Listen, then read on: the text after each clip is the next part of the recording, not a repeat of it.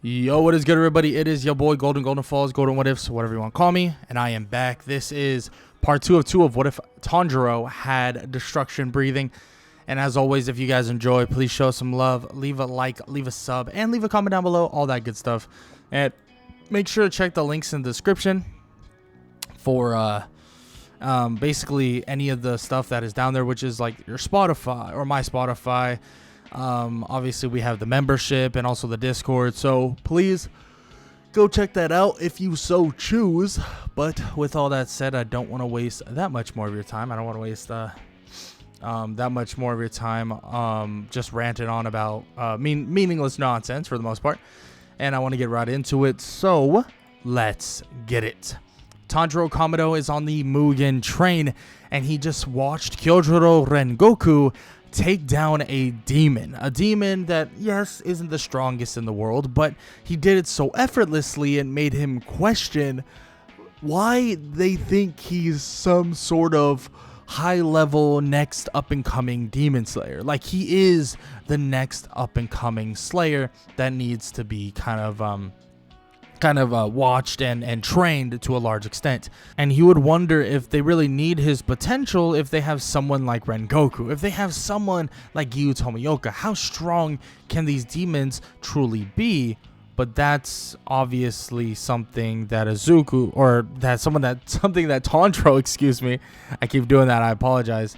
That's something that Tanjiro really needs to keep in mind, because soon, when everybody would fall asleep, but he would be the only one that isn't actually affected by the blood demon art, he would go spiraling forward, cutting through, destroying, and hakkaiing every single demon that shows up and every single tendril that is sent the way of him in terms of, you know, like the other demon. And eventually he would find where the demon would originate, and or where Enmu currently is at, and once he finds where Enmu is, he looks to kill the demon quickly, as he would cut through even the front part of the train itself, leading to the destruction of the entire demon in one foul swoop.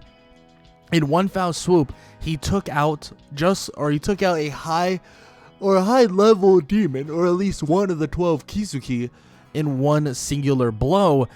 And he continues to prove that he is capable beyond what he imagines. And it seems as if he just defeated someone or something or some demon that was even stronger than Rui. And this right here puts him at a Hashira level. And let's just say the demon slayers are currently hearing news of him taking out Enmu by himself.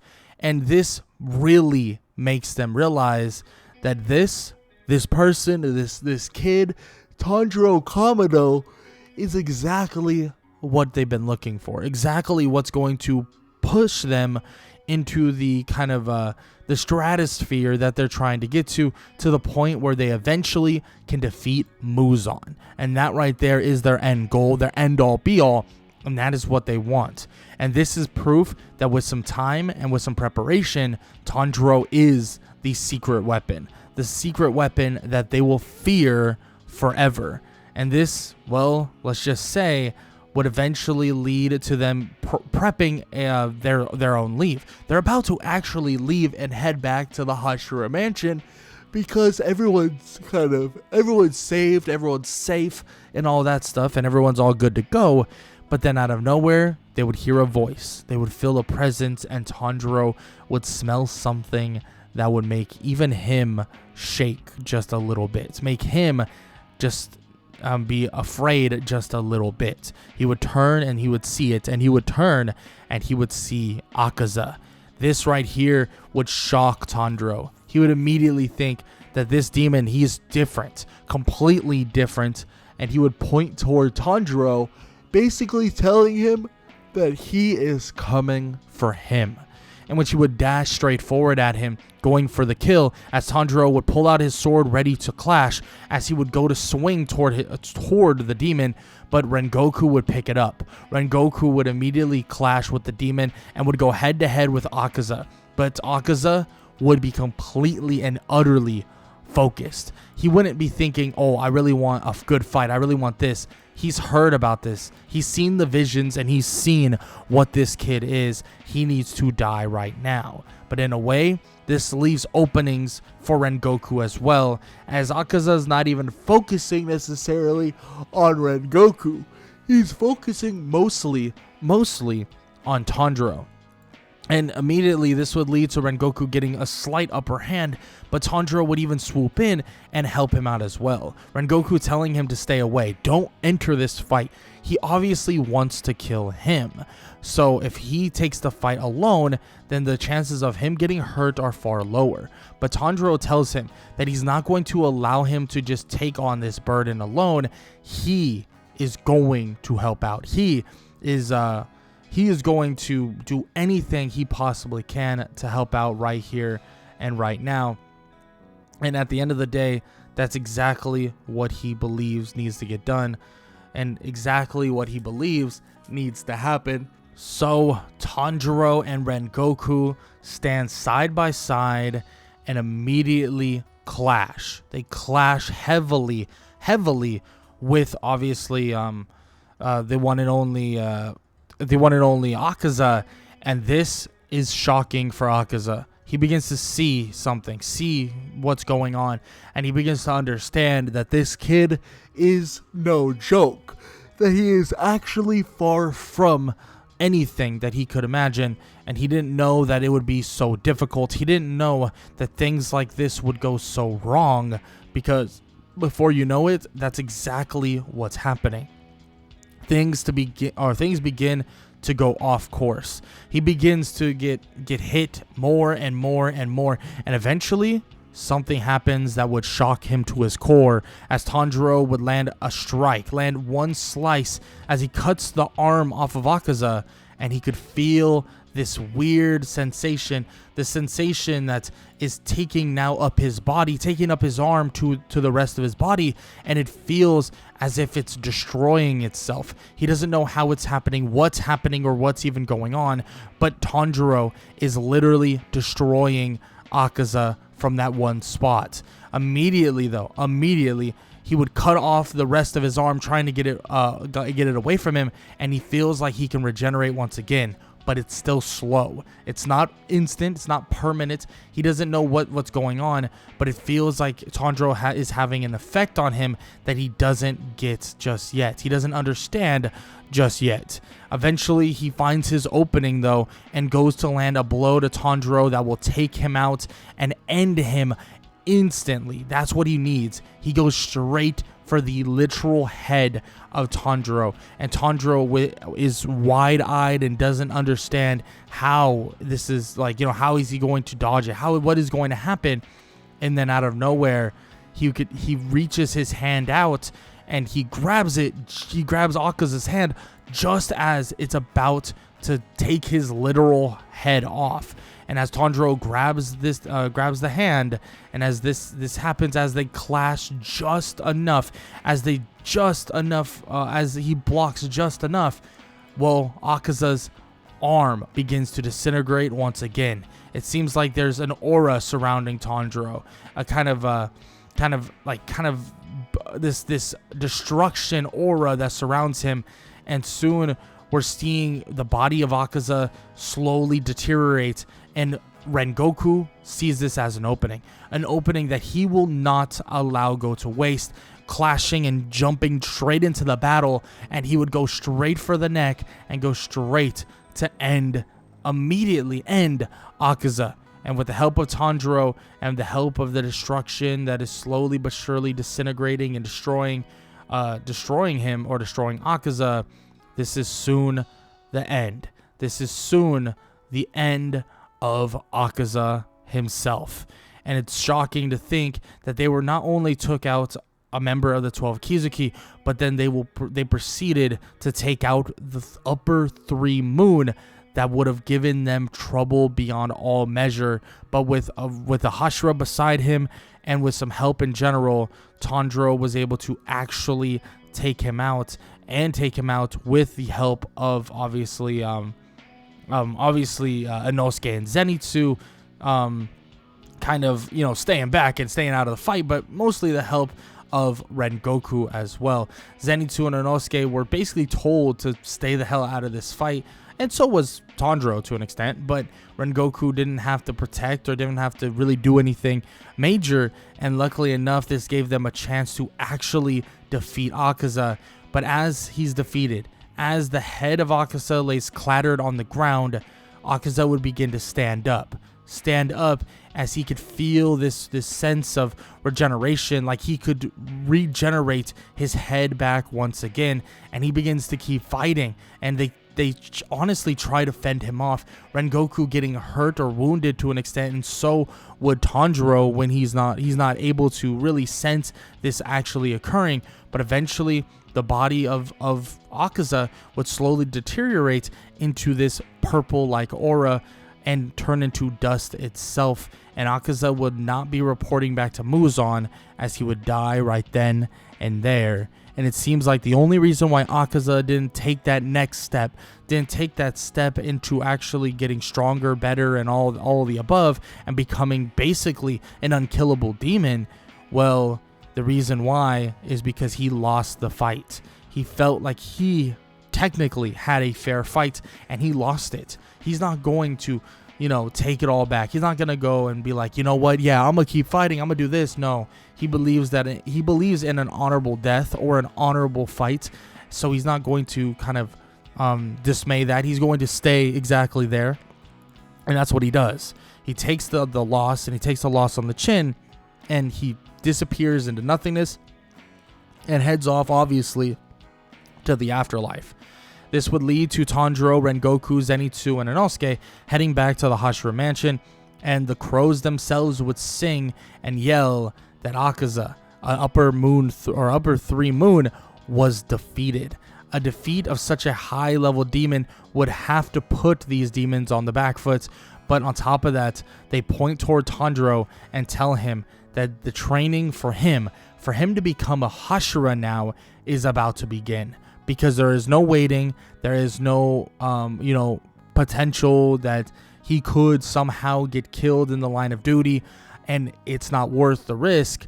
And Tanjiro basically says, like, what if they need help? What if this and this? And they're like, no, don't worry about it. We're going to handle it. We're going to handle, what we got to handle.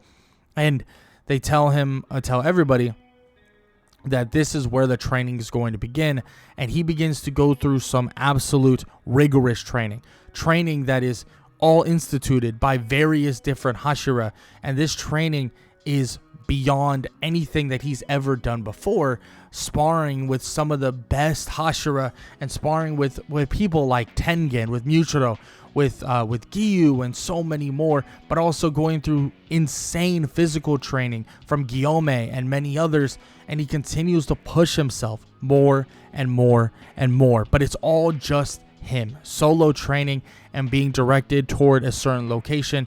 But he would finish off his training, after all of this is said and done, he would finish off his training with the one person that trained him in the beginning, and that's Urokodaki. He would get help from Urokodaki, and he would get help just learning as much as possible, and honestly granting him any knowledge that he could possibly know and possibly learn. And this would basically take place over the course of multiple months. And during this time, Inosuke, Zenitsu, and also Tengen would actually head off to fight a demon, or find his wives and end up fighting a demon and fight, well, we know the demons that we're talking about being that of Daki and Gyutaro. And luckily enough, since Zenitsu and Inosuke have been around Tanjiro so much, trying to keep up with him is something they've been trying to do for a very long time. So this leads to them being actually quite a bit stronger and a little bit more prepared. So they're actually in a better spot to actually level up. But when Tanjiro hears that they're fighting Daki and Gyutaro, two pretty decently strong demons, Tanjiro immediately makes his way out there wanting to help. But so does someone else, a different Hashira as well, basically is coming out to clean up the mess, or at least they're trying to get there to clean up the mess. And this is OpenEye, and they would both head out to this entertainment district, And as they're heading over to the entertainment district, they finally would and eventually would arrive. And as they arrive, they would see that the battle is basically at its climax, and Tengen, Inosuke, and Zenitsu would be finishing off this fight and just barely winning it, as well. Tengen is severely injured by poison and all of the above, and this is when actually Nezuko would hop out of her box, run over toward him, and even utilize the powers that she's been gaining from, yes, literally the presence of Tanjiro himself would lead to the heal of him, or the healing of him, but it's nothing insane. She cures him from the blood, or the poison and all of those things, but other than that, it's like he's out of it still. He no longer can be really doing much. He can't really, be a part of this life anymore. He can't really be a part of becoming or being the same Hashira / Demon Slayer he's always been. So yes, we do gain Rengoku back once again, or we do regain Rengoku back instead of losing him.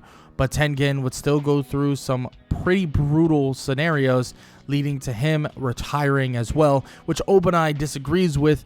But Tanjiro says that if he believes that he needs to retire, then he needs to do so. And Obanai basically has a small argument with Tanjiro, saying that just because you are up and coming into being a Hashira doesn't mean you can bark orders or give opinions, in which Tanjiro tells him that it's not an opinion, it's a fact. If he doesn't feel like he can do this anymore, if we put him out in those front lines, all he will do is die.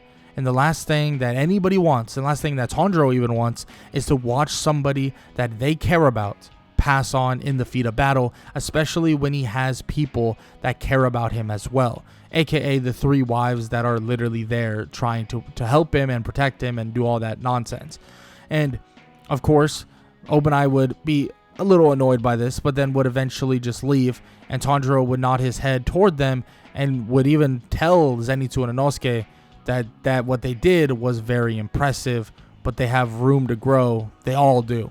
In which they continue to do so, continue training, continue preparing, and Tanjiro even gets a chance to actually train in the Swordsmith's village with the Yorichi Type 0, and also just kind of working and also talking and also getting to know various different people like Mitsuri and also Genya, someone who's, well, absolutely shredded now, but someone who he also broke his arm, and all the above.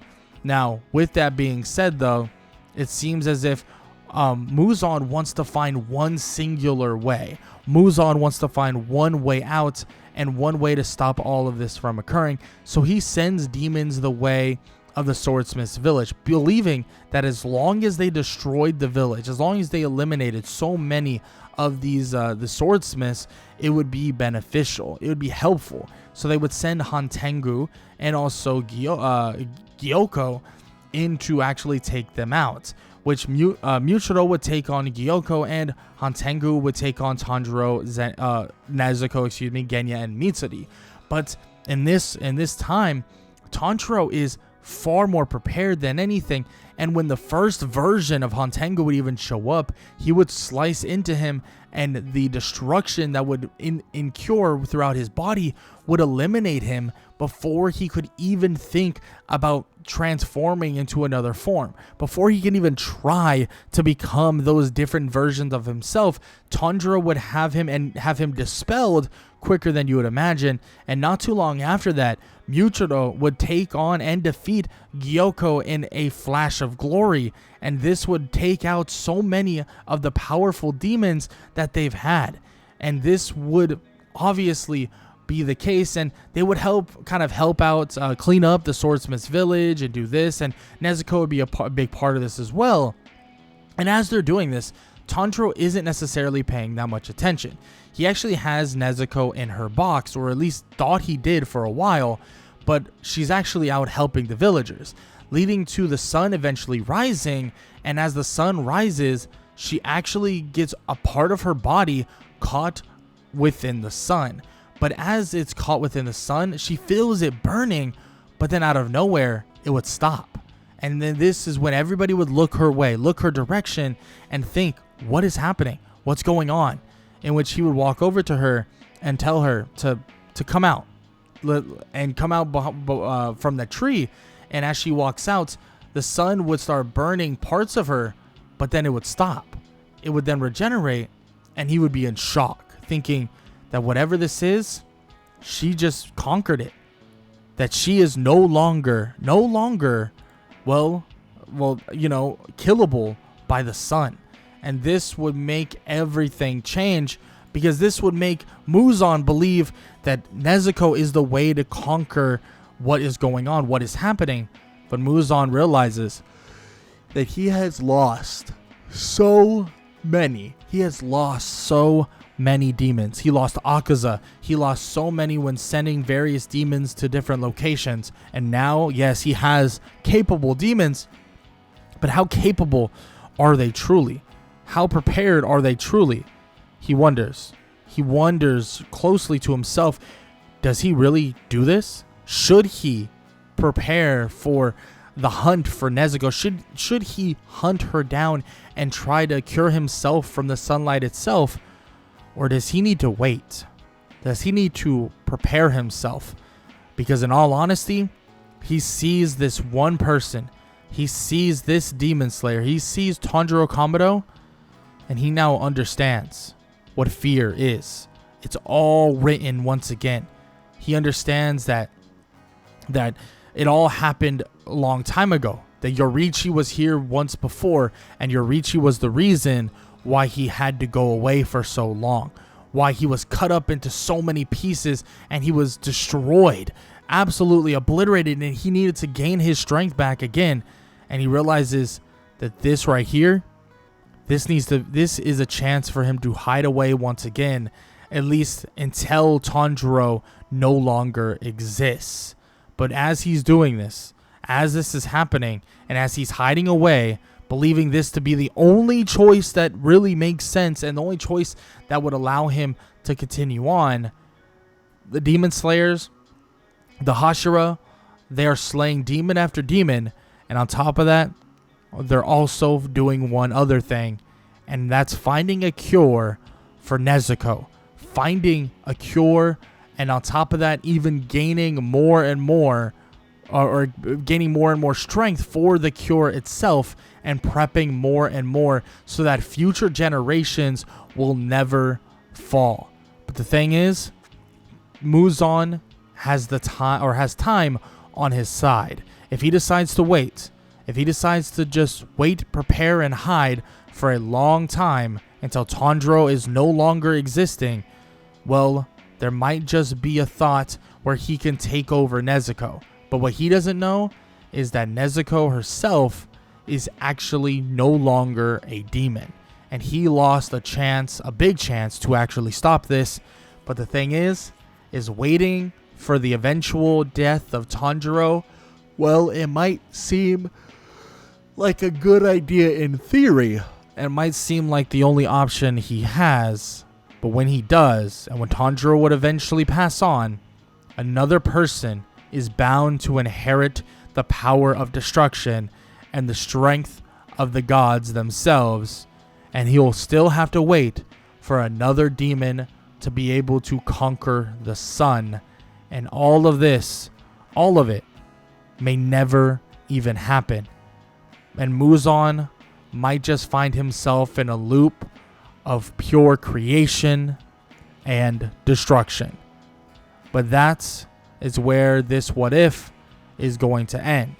That is where the what if Tanjiro had destruction breathing comes to an end. But if you guys enjoyed, please show some love. Leave a like, leave a sub, leave a comment down below.